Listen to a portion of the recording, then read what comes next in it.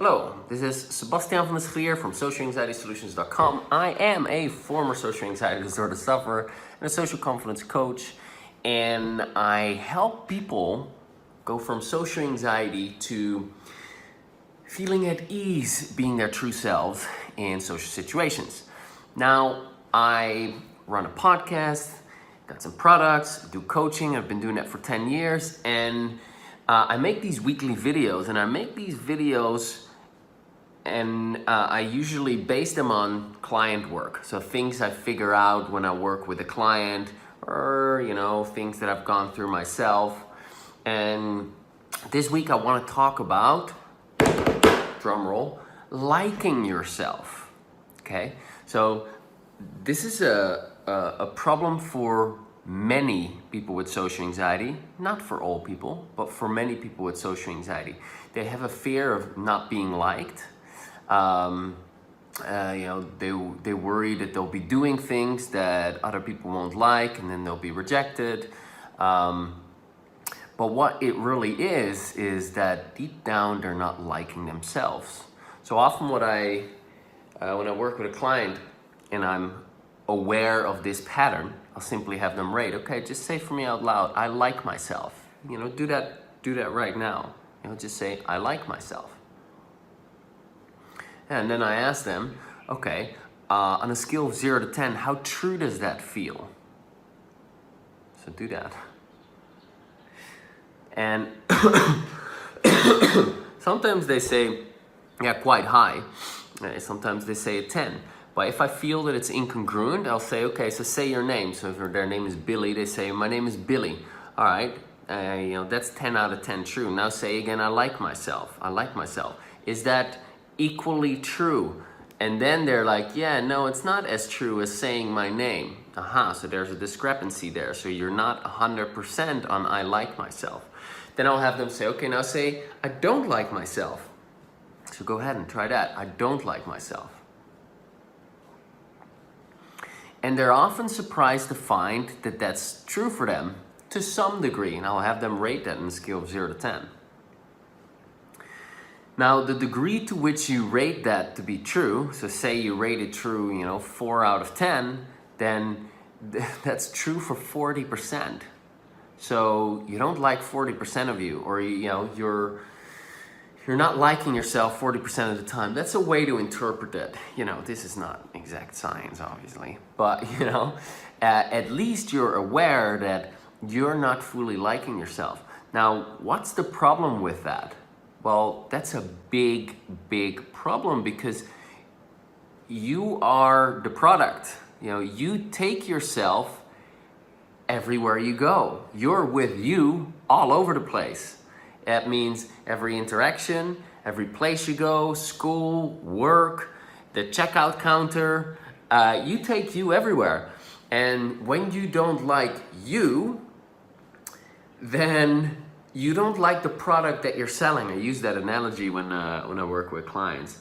Okay, so basically when you don't like yourself, what you're then saying in a way when you're in a social situation is like, hey, I've got this product. I don't like it. It's not great. Could definitely be better. There's some things wrong with it that should be right.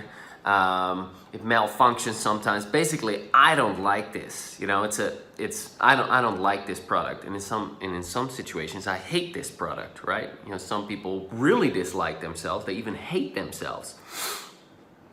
Anyway, so I dislike this product, but do you like it? I hope you like it. Hey, you should like it. You know what? It's really important that you like it. Man, I gotta find a way to have you like this product. So you're becoming this salesperson. You're trying to convince other people to, quote unquote, buy your product, but you're thinking that the product is shit. You're like, I don't like this product, but you should like it. And that gives you a very uncomfortable social experience, because now you're not being yourself. You're trying to be cool, or you're trying to get their approval, or you're trying to people please, or laugh at the right time, and try all these little things to get people to like you. But that's a strategy, that's an outside-in approach. You know, you're trying to gain people's approval, acceptance, respect, so that they like you, and that then gives you a little bit of a good feeling. So then when someone actually likes you, it's like, oh, you can calm down a bit, you can relax a bit. But if someone doesn't like you, uh-oh, you know, now they confirm what you already believe about yourself, that you're not that great of a person, or that you're not that likable. And that's a problem. You know, so it's an outside-in approach. It makes a lot of sense to have that kind of behavior. It's just a defense mechanism. It's a way to get what you need, you know, get that approval, get that acceptance, get that connection, get that fitting in. But ultimately, it's an outside-in approach that doesn't really bring you real results. What brings you real results is, you know, no surprise, liking yourself. So that means that you want to get rid of the disliking of yourself. And the disliking of yourself, that's something that you've learned. Again, the example, itty bitty baby, 1-year-old, has no problem disliking themselves, right? You know, they're no little babies that have low self-esteem, that feel really bad about themselves.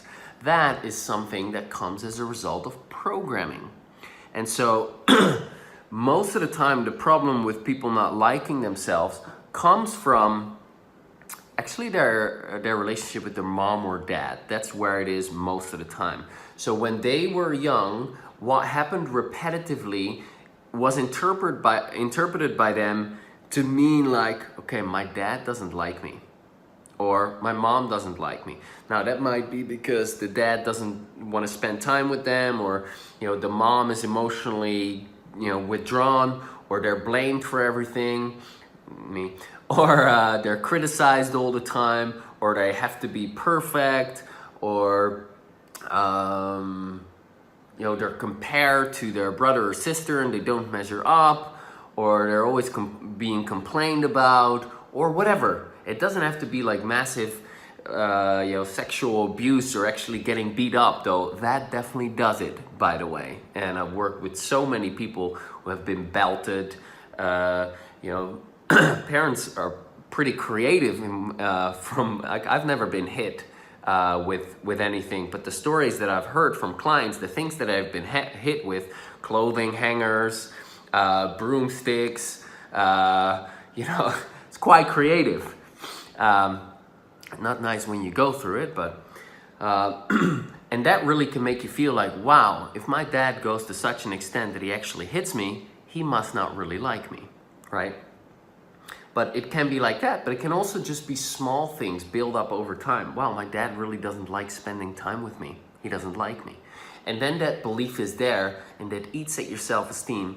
You get that when you're a little kid, you take that with you, and it becomes a bigger problem as you grow up, and you get some other evidences of people not liking you, and you start to think, wow, you know, I don't like myself. I'm not that, you know, I'm not that great of a person, or you know, maybe I'll like myself once I'm actually perfect, or I have all these friends, or, you know, I achieve this success, or I have this boyfriend or girlfriend or whatever.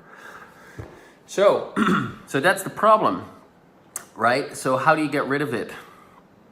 Well, there are various ways of getting rid of it.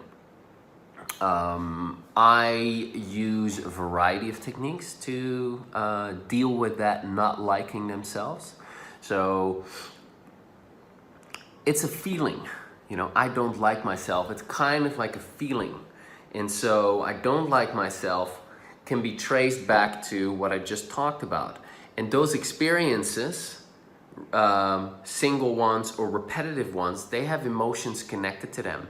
And these emotions that are connected to those experiences are the super glue that hold those beliefs, I don't like myself, in place.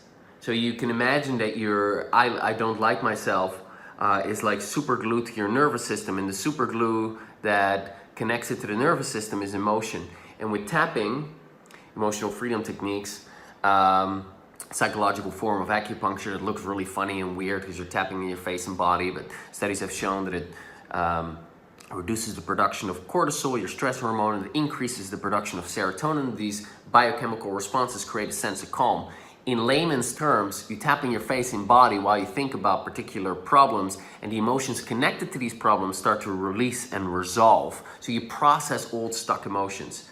Watch other videos on my channel or go to my website and get the free starter kit to figure out what it really is. I won't go into detail there, but that's one technique that I use. And then we go back to those experiences where they learned that they're not likable, and we release the emotions. And as we release the emotions, won't go into exact detail how to do that, it's beyond the scope of this video, but once we release the emotions, then the super glue dissolves, and now the I don't like myself is just a thought, and it's no longer an emotionalized thought, it's no longer a belief, it's no longer connected to your nervous system. And then as a result of that, you no longer see the world through that lens of I don't like myself, people have to like me in order for me to like myself and approve of myself and that kind of stuff.